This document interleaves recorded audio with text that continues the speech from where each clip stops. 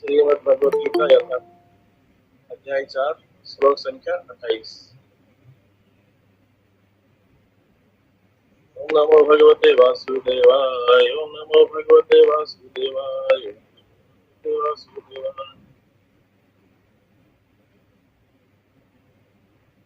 द्रव्यज्ञायस्तपो यज्ञायज्ञास्त कथायोपरि स्वाध्यायज्ञाश्च यज्ञ संसित व्रता।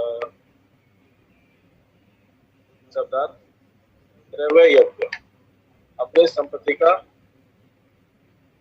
यज्ञ, तप यज्ञ, तपो का यज्ञ, योग यज्ञ, अष्टांग योग में यज्ञ तथा इस प्रकार अपरे अन्य स्वाध्याय वेदाध्ययन रूपों यज्ञ, ज्ञान यज्ञ, दिव्य ज्ञान को प्रगति हेतु यज्ञ भी यति है। प्रबुद्ध पुरुष संसित व्रतधारी।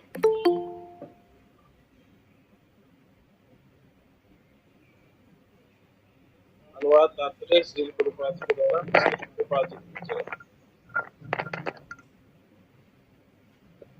कठोर व्रत अंगीकार करके कुछ लोग अपनी संपत्ति का त्याग करके, कुछ कठिन तपस्या करके, कुछ अष्टांग योग पद्धति के अभ्यास द्वारा अथवा दिव्य ज्ञान में उन्नति करने के लिए वेदों के अध्ययन द्वारा प्रबुद्ध बनते हैं।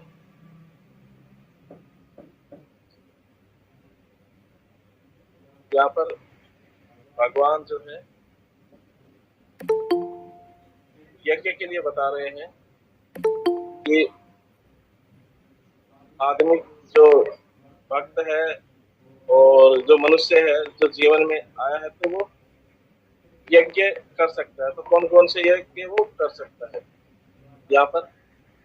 हरे कृष्ण प्रभु जी, हरे कृष्ण प्रभु जी, थोड़ी आवाज कम आ रही प्रभु जी। ठीक है माता जी, और मैं तेज बोलता हूँ।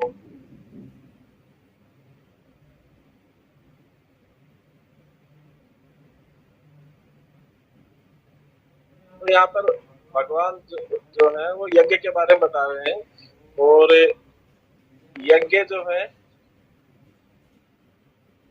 भगवान कह रहे हैं कि जो काफी लोग हैं जो कठिन परिश्रम से अपना धन अर्जन करते हैं, वो अपनी जो धन का त्याग करके मतलब दान देकर और उसका फल प्राप्त करते हैं। कुछ है जो काफी कठिन जो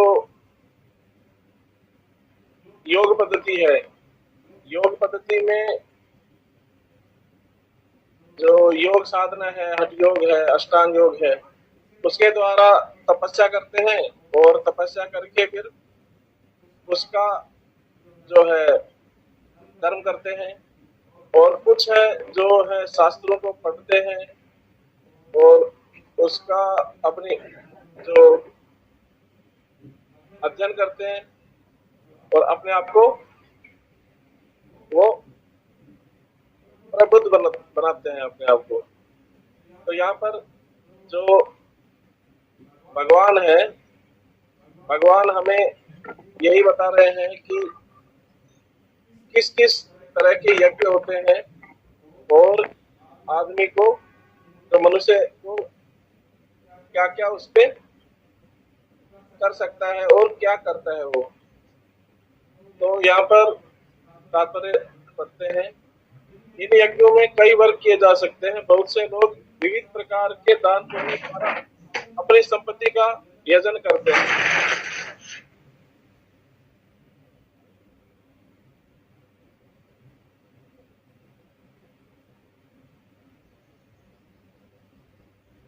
अपनी संपत्ति का यजन करते हैं।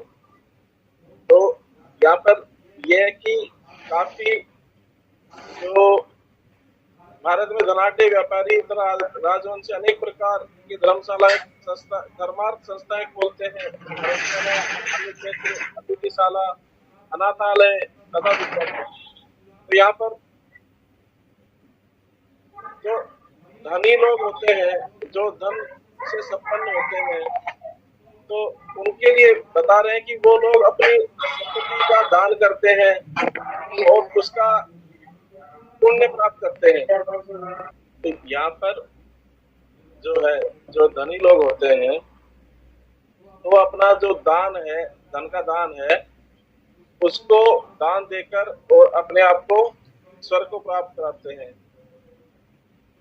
और मतलब उच्च लेवल प्राप्त करने के लिए धन देते हैं, दान देते हैं, धर्मशाला खोलते हैं और अन्य क्षेत्र खोलते हैं, जैसे गरीबों को खाना खिलाते हैं और अतिथिशाला खोलते हैं, अनाथालय खोलते हैं और विद्यापीठ स्कूल खोलते हैं जहाँ पर पढ़ाई जो है मुफ्त में होती है।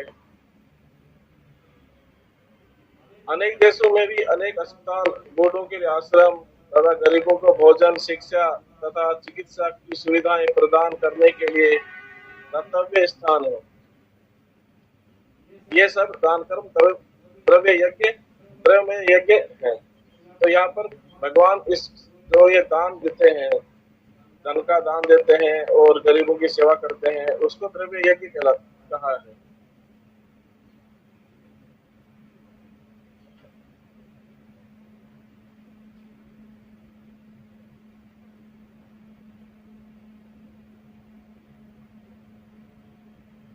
अन्य देशों में भी अनेक अस्पताल, बूढ़ों के लिए आश्रम। तो विदेशों में क्या होता है कि वहां पर जो बुजुर्गों को परिवार के साथ नहीं रखते हैं, भारत में तो अभी ऐसा हुआ नहीं है, लेकिन थोड़ा थोड़ा अभी भी है, तो वहां पर ये ज्यादा होता है आश्रमों का संचालन, गरीबों को भोजन, शिक्षा, ये जो सुविधाएं जो है वो दान के द्वारा जो धनाढ्य लोग हैं वो अपना सेवा देते हैं। अन्य लोग जीवन में उन्नति करने तथा अथवा उच्च लोकों में जाने के लिए चंद्रायन तथा चतुर्मास्य जैसे विविध तप करते हैं और इसमें भगवान आगे बता रहे हैं कि मतलब अपनी जो जीवन में उच्च कोटि में आगे जाने के लिए, मतलब कि इस जन्म के बाद वो स्वर्ग प्राप्ति के लिए और उससे भी आगे जाने के लिए वो ऐसे जो चंद्रायण है और चतुर्मास्य है ऐसे तप करते हैं, व्रत करते हैं। और चतुर्मास जो अभी चल रहा है 4 महीने के लिए, जिसमें पहले महीने हरी पत्तेदार सब्जियों का इसको छोड़ना पड़ता है और दूसरे महीने में दूध का, दही का और दूध, तीसरे में दूध का और फिर उड़द दाल का, ऐसे 4 महीने चतुर्मास का पालन करना होता है। इन विधियों के अंतर्गत कतिपय कठोर नियमों के अधीन कठिन व्रत करने होते हैं। उदाहरणार्थ चतुर्मास व्रत रखने वाला वर्ष के 4 मासों में जुलाई से अक्टूबर तक बाल नहीं कटाता, न ही कतिपय खाद्य वस्तुएं खाता है और दिन में 2 बार खाता है, न निवास स्थान छोड़कर कहीं जाता है। जीवन के सुखों का ऐसा परित्याग तपोमय यज्ञ कहलाता है। भगवान यहाँ पर कह रहे हैं कि ये जो सारी जो कर्म करते हैं चतुर्मास के अंदर, बाल नहीं कटाते और ये जो वस्तुएं जो है, खाद्य वस्तुएं, हरी पत्तेदार सब्जी, दही, दूध और उड़द दाल, ये नहीं खाते हैं, इनका त्याग करते हैं। और ना ही अपने स्थान को कहीं छोड़कर जाता है, मतलब कहीं भ्रमण पे भी नहीं जाते। तो ऐसे सारी सुख सुविधाओं का जो त्याग करता है उसको तपोमय यज्ञ कहते हैं। तो कुछ लोग ऐसे भी हैं जो अनेक योग पद्धतियों का अनुसरण करते हैं, यथा पतंजलि पद्धति, ब्रह्म में तदाकार होने के लिए, अथवा हठ योग या अष्टांग योग विशेष सिद्धियों के लिए। तो काफी जो लोग होते हैं वो सन्यासी बन जाते हैं सिद्धियां प्राप्त करने के लिए, अष्टांग योग करने के लिए, हठ योग करने के लिए। उसको योग यज्ञ कहते हैं। यहाँ पर कुछ लोग समस्त तीर्थ स्थानों की यात्रा करते हैं।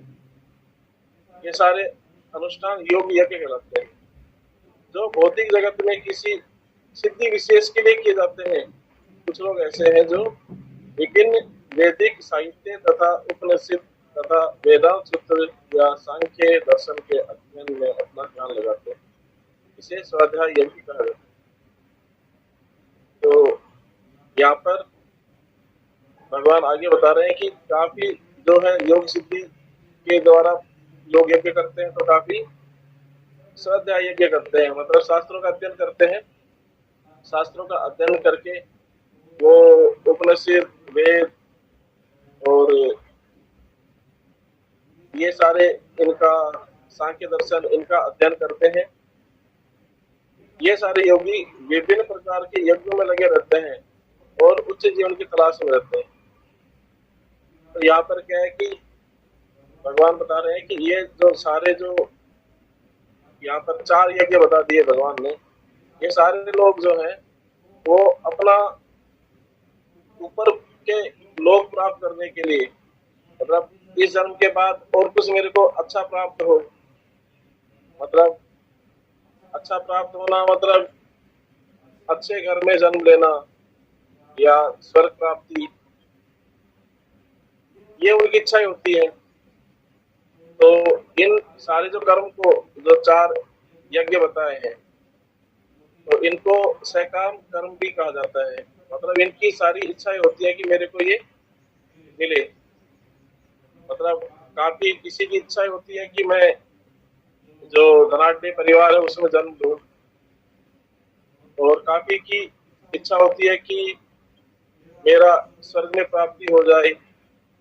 लेकिन ये लोग जो है, जैसे कि धनाढ्य परिवार में भी इसका जन्म हो जाता है, तो वहां पर भी ये काफी जो गलत संगत में पढ़ के बुरे कार्य करने के बाद फिर वापस वो अपने सारे पाप कर्म कर लेते हैं। ऐसे स्वर्ग में प्राप्ति के बाद भी ये जैसे इनके कर्म पूरे होते हैं, तो ये वापस अपने जन्म मरण के चक्र में आ जाते हैं।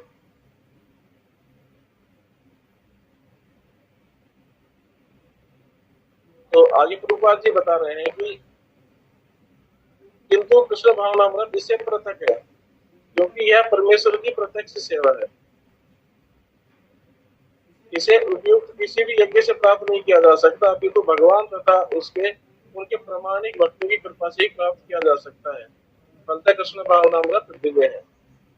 तो यहाँ पर प्रभुपाद जी ने अभी बता दिया इसी श्लोका में, यहाँ पर भगवान नहीं बता रहे, अभी भगवान लास्ट में बताएंगे गीता के। लेकिन प्रभुपाद जी जो है हम भक्तों को पहले ही गाइड कर दिए कि यहाँ पर जो है हमें इनडायरेक्ट भगवान की सेवा नहीं करना, यहाँ पर डायरेक्ट सेवा करना है भगवान की। डायरेक्ट सेवा करना है, जैसे कोई माता है, अगर कोई भोजन बनाती है और वो भोजन किसी कोरियर वाले को भेज दे कि ले अपना डिलीवरी करके आओ, और वो ही घूम फिर के फिर 2 घंटे बाद उसके पास आता है, फिर वो भोजन लेते हैं, प्रसाद लेते हैं। तो ये होता है इनडायरेक्टली। एक होता है कि आपने बनाया, भगवान को अर्पण किया और प्रसाद ग्रहण कर लिया, ये डायरेक्टली। तो यहाँ पर भगवान की जो प्रत्यक्ष सेवा है, अगर हम ये करेंगे तो कृष्ण भावनामृत है, हम उसमें लगे रहेंगे और आखिर में हमें जो है वो इन सब से जो 4 यज्ञ का जो यहाँ पर मनुष्य ने प्राप्त करने के लिए जो अपनी इच्छाएं जाहिर की है, तो उससे भी ऊपर जो है वैकुंठ धाम जो है वो प्राप्त होता है। और ये सारे जो भक्त हैं, इसलिए ये अपने कृष्ण भावनामृत में लगे रहते हैं। और रूपा जी बता रहे हैं कि ये जो है भक्तों की कृपा से ही प्राप्त किया जा सकता है। मतलब जैसा अभी हम भी कर रहे हैं और सभी वरिष्ठ भी करते आए हैं हमारे, तो ये कृष्ण भावनामृत हमें ही कंटिन्यू करते रहना है। और इन जो यज्ञ हैं इनसे भी सर्वोपरि वो कार्य है, भगवान की जो है प्रत्यक्ष सेवा है। और यहाँ पर गरीब के लिए बोला गया था कि गरीब की सेवा करनी चाहिए। तो यहाँ पर गरीब है वो ऐसा नहीं है कि जिसके पास धन है वो ही गरीब है, जिसके पास कृष्ण नहीं है वो भी गरीब है। तो हम भक्तों का ये भी कार्य होता है कि जिसके पास कृष्ण नहीं है उसको कृष्ण की सेवा करने के लिए बोले। और यहाँ पर ये हो रहा है कि जैसे धन होता है तो वो भगवान को काफी दान देकर और गरीबों को भोजन खिला देता है, या भगवान की सेवा में जो प्रसाद तरह तरह के प्रसाद जो है भोग लगाता है तो भगवान खुश हो जाते हैं। और यहाँ पर ऐसा ही नहीं है, भगवान जिसके धन नहीं होता वो भी अपनी सेवा कर सकता है। एक सेवा होती है मन से, मतलब अगर जिसके पास धन नहीं है और अगर वो भगवान की सेवा करना चाहता है तो मन से सेवा कर सकता है। मतलब मन के अंदर वो स्वीकार करे कि भगवान को मेरे को क्या अर्पण करना है। मतलब ये कि वो एकांत स्थान पे बैठे और भगवान का आसन ग्रहण कराए भगवान को, और कपड़े मतलब वस्त्र जो है उनको पहनाए भगवान को। और मतलब एक कहानी है कि जैसे एक ब्राह्मण था, उसने क्या किया कि वो कहीं जा रहा था तो उसके पास धन नहीं था, तो वो चाहता था कि मैं भगवान को कैसे भोग अर्पण करूं। तो वो क्या था कि चलते चलते वो एक भगवत क्लास चल रही थी, इस्कॉन टेम्पल जैसा था उस समय। तो वहां पर जाता है तो उसे पता चलता है कि भगवान को ऐसे भी भोग लगा सकते हैं कि जिसके पास धन नहीं होता है तो मन से भगवान को प्रसाद अर्पण कर सकता है। तो वो मन से भगवान का आसन लगाता है और मन में ही भगवान को वस्त्र पहनाता है, श्रृंगार करता है, और फिर प्रसाद बनाता है। प्रसाद में वो मीठे चावल बनाता है। तो प्रसाद उसका जो है वो काफी तैयार होने लगता है तो वो अपनी अंगुली डाल के और चेक करना चाहता है कि मैं चेक कर लूं कि मेरा प्रसाद बना या नहीं बना। तो जैसे उसने अंगुली डाली तो उसका हाथ है वो जल गया।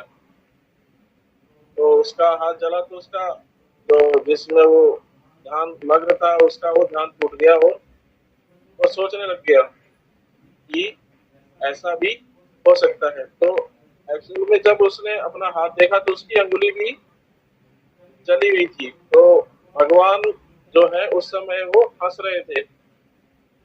तो भगवान हंस रहे थे तो माता ने पूछा कि आप हंस क्यों रहे हो। तो उन्होंने बोला कि मेरा भक्त है वो ऐसे भी मेरी सेवा कर सकता है। तो यहाँ पर यह है कि ऐसा नहीं है कि जिसके पास धन है वो ही एक सेवा कर सकता है, जिसके पास धन नहीं होता वो भी मन मना जो होता है उसके द्वारा वो सेवा कर सकता है। और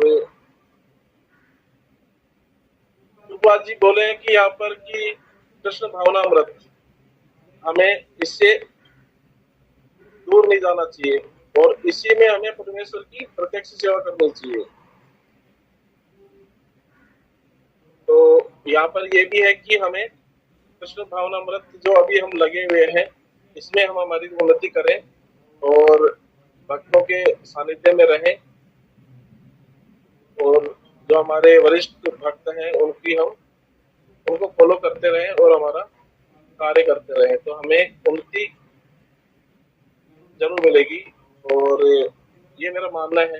हरे कृष्णा।